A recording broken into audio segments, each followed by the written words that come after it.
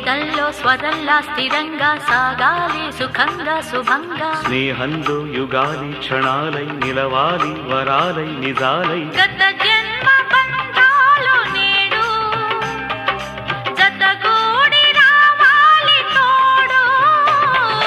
గగనాల పందిళ్ళలోనా సగభాగమవుతాను నీకు. ఇక సుముహూర్త మంత్రాలలోన శృతి చేయి అనురాగ వీణ. నా ప్రేమ నవ పారిజాతం పలికింది ప్రియ సుప్రభాతం. నా ప్రేమ నవ పారిజాతం పలికింది ప్రియ